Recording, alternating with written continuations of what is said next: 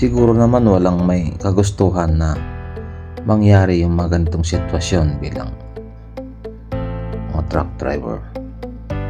Balikan natin mga buddy.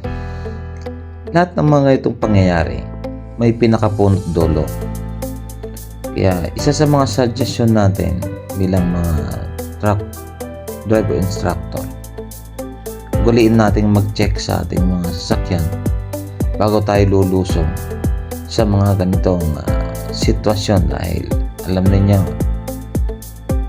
okay, sa inspection natin, doon natin mahuhusgahan kung ano ang mangyayari sa hinaharap ng ating mga biyahe.